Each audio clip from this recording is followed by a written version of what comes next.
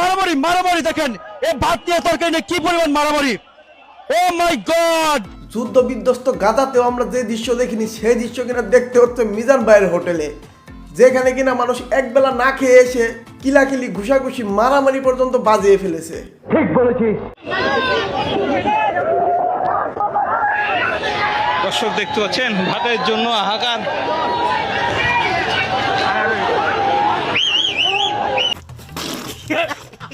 ফিলিস্তিনের মতো অবস্থা হলে তো ভাই এরা একজন আরেকজনকে মেরেই খেয়ে ফেলতো।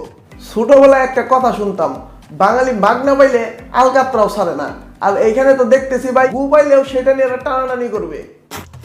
উপচে পড়া ভিড় আপনারা দেখছেন যে খালি প্লেট নিয়ে মারামারি করছে শুধু ভাত খাওয়ার জন্য, কে কার আগে ভাত দিবে। যাই হোক, পুরো ঘটনাটা শুরু থেকে বলি তাহলে পুরো বিষয়টা বুঝতে পারবেন। বলো বাবাজি। জি, মেহেদী হাসান বিপ্লব নামের এক বড় ভাই, যিনি কিনা একটা গরু মুসলমানদের জন্য আর হিন্দুদের জন্য একটি ছাগল উপহার দেয় শুক্রবার দিন সবাইকে ফ্রি খাওয়ানোর জন্য। সবাইকে বলতে গরিব অসহায় দরিদ্র মানুষের জন্যই। কিন্তু ভাই সেইখানে যা ঘটনা ঘটে সেইটা দেখলে আপনি নিজের চোখকেও বিশ্বাস করতে পারবেন না। এই যদি বড় লোক এত ভিন্ডা করতো অন্তত 5টা রিক্সা খাইতে পারতো। ঢাকা থেকে বউ পোলা বানিয়ে সাজাইছে মিজানের সবাই তো একবারে বড় লোক খায় ওই তো খাইছে তার ভাগ্য কিছু সে খাইছে। আসতে করে শেষে আপনি তো আগে আসতে জি ভাই, সত্যিকার ঘটনা এইটাই ঘটেছে। যার 10 তলা বিল্ডিংও আছে সে ব্যক্তিও কিনা বউ পোলা পান নিয়ে খাইতে চলে আসছে। ফ্রি কম পাই আছে কেমন লাগতেছে? হ্যাঁ, ফ্রি খাওয়া ভালো কিন্তু আবার আনন্দতে আমরা খাইতে আসলাম। আসলে পয়সা খরচা করে এর থেকে ভালো ভালো খাওয়া যায়।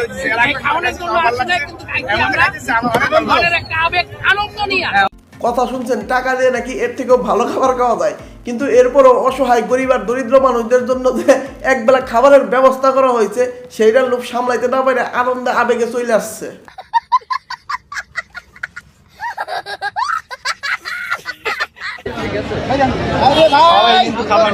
ভাই 2 প্লেট। ভাই ওই আমার বউ নিয়ে আসি ভাই, বউ নিয়ে আসি, ওই যে বউ বাচ্চা বউ শহর নিয়ে আসে। মেয়ে জন্য ভিডিও দেখি রেগুলার ভিডিও দেখে যে ইনকাম হয় সেটার ইনকাম আজকে নিতে আসছে। ভাই আপনি লিজেন্ড না হইলে এই কিলাকিলি ঘুষাঘুষার মারামারির মধ্যে থেকেও আপনি যে আপনার বউয়ের জন্য বাচ্চার জন্য এক প্লেট নিতে পারছেন এইখান থেকে, এইটাই ভাই আপনি লিজেন্ড হিসেবে খ্যাতি পাওয়ার জন্য যথেষ্ট।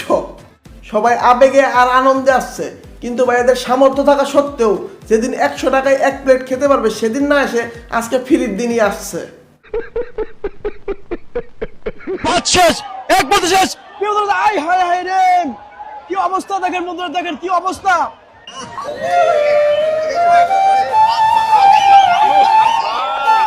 গাজার অসহায় মানুষগুলো যদি এদের এই অবস্থা দেখে তারা হয়তো সাহায্যের হাত বাড়িয়ে দেবে এদের জন্য। 2000 মানুষের রান্না হয়েছে, 10,000 মানুষ এসেছে খেতে। কার আগে কে খাওয়ার নিবে তুলকালাম অবস্থা। খুব সুন্দর একটা উদ্যোগ নিয়েছে, গরিব মানুষকে পেট ভরে ভাত খাওয়াচ্ছে অনেক। কিন্তু দুঃখের বিষয় এখানে গরিব মানুষগুলা কই? আসলে এখানে জোর যার মূল্য তার অনেকটা সেরকমই হয়ে দাঁড়িয়েছে। মানে ধনী মানুষগুলো যারা আছে আগে এসে সিট দখল করে লাইন দখল করে রেখেছে, আর গরিব আর অসহায় রিক্সাওয়ালা ভাইরা পাশে দাঁড়িয়ে দেখছে। আসলে ভাই এইটাই দুনিয়ার নিয়ম, বড় লোকরা খাবে আর গরিবরা তাকিয়ে তাকিয়ে দেখবে। এই যদি বড় লোক এত ভিন্ডা করতো অন্তত 5টা রিক্সা খাইতে পারতো। মানে জাস্ট একবার লাইনে থাকা মানুষগুলারে দেখেন, এদের কাউকে দেখে কি আপনার মনে হচ্ছে দরিদ্র বা গরিব বা অসহায় বা কেউ প্রতিবন্ধী? ভাই এখানে যদি একটা অসহায় মানুষ যার কিনা ধরেন প্রতিবন্ধী, একজনের পা নেই একজনের হাত নেই, সে যদি এই ভিড়ের মধ্যে ঢুকে ঠেলাঠেলি করে এক প্লেট খাবার নিতে যায় তার জানও চলে যাইতে পারে। আবার অনেকে স্যুটটাই পরে মুখ লুকে রাখার জন্য মাস্ক পরে খাইতে আসছে। মিজান ভাই এতবার ভিডিওর মধ্যে বলে দেওয়ার পরও যে ভাই যাদের সামর্থ্য নাই 100 টাকা দিয়ে কিনে খাওয়ার মতো, শুধু তাদেরকে খাওয়ানোর জন্য এই ব্যবস্থাটা করা হয়েছে, এরপরও এইসব মানুষরা এসে যদি ভিড় করে তাহলে আপনারাই বলেন এদেরকে আসলে কি করা উচিত? বিবেকহীন মানুষগুলোর একবার দেখুন। প্লেট 10 টাকা কিনলাম ভাই। 10 টাকা প্লেট নেই দেখা আপনিও জি